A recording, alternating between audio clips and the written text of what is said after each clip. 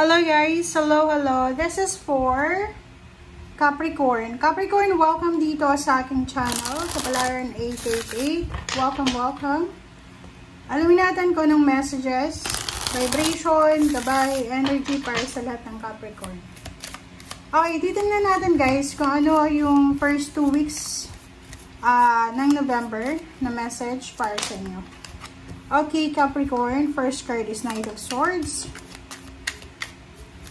This is for Capricorn. So, please comment down below if you're resonated. 8 of Swords. Wow. Capricorn, nasa first 2 weeks na tayo ng November. Okay? So, yung first card mo dito is Knight of Swords. Second card is 8 of Swords. So, kung ikaw ay nasa 8 of Swords, ang 8 of Swords na yan is parang feeling mo you're restricted, you're entrapped, feeling mo stagnant yung situation mo, parang hindi mo masyadong nakikita yung liwanag, yung clarity, yung katotohanan, masyado mong nililimit yung sarili mo sa mga possibilities and opportunities. Sinasabi ng Knight of Swords sa atin na you need to be assertive, okay? Nakikita ko sa'yo dito, Capricorn, maybe you are with someone. Are you working sa isang institution, sa isang opisina, trabaho, kumpanya, na napapaligiran ka ng mga opinionated na tao, impulsive and opinionated. Yung parang yung boss mo mahilig judge or mahilig magsalita ng masama laban sa'yo, or with the in-laws, with your friends, or parang napapaligiran ka ng mga taong hindi resonated sa sistema mo, hindi resonated sa puso at isip mo, sa mindset mo or sa plano mo. Sinasabi ng bara sa atin na if we want na makaalis na sa entrapment, sa stagnation na yan, kailangan mong maging matatag, kailangan mong maging impulsive. Kailangan mong lakasan yung loob mo, Capricorn, para makaalis ka na sa kung ano man yan na restrictions or parang stagnation na pinagdadaanan mo sa ngayon. Okay? Kailangan mo lang ng lakas loob. Lakas ang loob, confidence, tibay ng loob, parang gano'n. And dapat sigurado ka sa kung ano yung gagawin mo.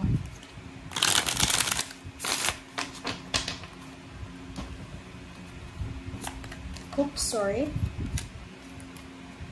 Okay, reverse. Reverse na number 20, number 42. So, reverse siya. 7 of clover and Queen of Hearts. Reverse siya. So, dito sa barang to, nakikita ko sir dito na if you are in a relationship, may boyfriend, girlfriend ka ba, live-in partner, asawa, kasi parang sa linggong ito, 2 linggo siya, makakaramdam ka na yung parang ang love life mo ay hindi na mainit, 'di ba? Pag may gano'n, yung parang feeling natin parang feeling mo hindi ka na mahal ng asawa mo, ng kapartner mo, ng boyfriend, girlfriend. Yung parang medyo nagsi-self-pity ka ngayon. Parang feeling mo hindi na magtatagal yung relationship mo or walang patutunguhan. Okay, next card natin is number 20. This is Lilies Okay, so sinasabi ng baraha, masaya ang buhay Masaya ang buhay. Wala kang dapat parang isipin. But the problem is, yung pamilya mo or maybe pamilya ng mga mahal mo sa buhay, maybe sila ang mayroong pinagdadaanan. Okay? Sinasabi ng bara sa atin dito na if you're waiting for a job offer, waiting for a wedding proposal, or kung ano pa man, sinasabi ng bara sa atin, we need to be patient.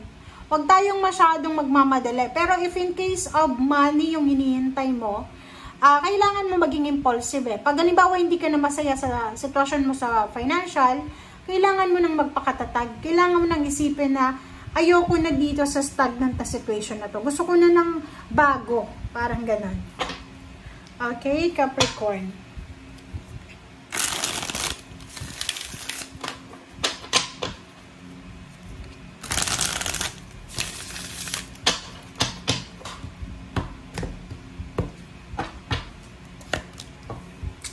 Alright, so the Wheel of Fortune, diba? Sabi ko na eh. Nakikita ko sa'yo dito na there's an opportunity, okay?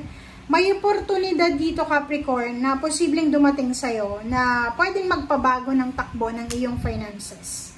Okay? Kung makikita mo dito, the Wheel of Fortune is here, may naka-destiny sa'yo na talagang para sa'yo. So, maybe hindi pa siya sa ngayon, but darating siya sa tamang panahon. So, huwag kang mawala ng pag-asa. At ang the Wheel of Fortune na to ay parang sinasabi niya na siguro sa ngayon, meron kang mga pinagdadaanan na mahirap paniwalaan na baka hindi ka na makasurvive dyan. But the 4 of Pentacles and 6 of Pentacles, sinasabi ng bara sa'yo dito na the universe is generous, guys. Okay? And may kanya-kanya tayong timeline eh. Malay mo ngayon, unemployed ka, or may trabaho ka pero hindi ka pa promoted. Pero yung universe ay gumagalaw siya, depende sa nakadestiny sa atin, na maybe next year magkakaroon ka ng malaking ipon, next year may isang tao na tutulong sa'yo para makuha mo yung triumphant success, or maybe next year pwedeng may makatulong sa'yo na maabot mo yung lahat ng pangarap mo sa buhay financial. Diba?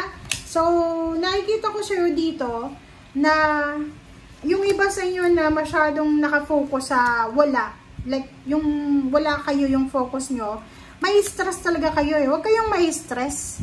Okay? Huwag kayong may stress. Temperance ang kailangan. Wala kang pera ngayon, be patient. Wala kang relationship ngayon, be patient. Ang tagal ng promotion, be patient. Ang tagal ng wedding proposal, be patient. Okay? Kasi ang tagal eh. Ang tagal mong naghihintay. So, sinasabi ng baraha dito, isang job offer, isang financial offer or job offer, international or maybe local, pero kailangan mo mag-travel, kailangan mo mag-relocate, ang posibleng ino-offer sa'yo, pero pinag-iisipan mo pa. But by the year 2026, nakikita ko sa'yo dito na sobra-sobra kang busy, abalang-abala ka sa pagtupad ng mga pangarap mo, abalang-abala ka kung paano mo i-manage yung oras mo, kung paano mo i-manage yung pera mo, and you have the opportunity then, you have the opportunity para makaipon ng pera, para makuha mo yung mga pangarap mo. Like yung iba, kung gusto mong malibot yung buong mundo, gusto mong makapag-travel sa Europa, may mga possibilities dito na posibleng makuha nyo.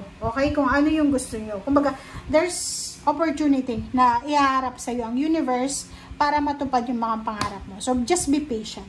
Okay? Thank you guys. Bye!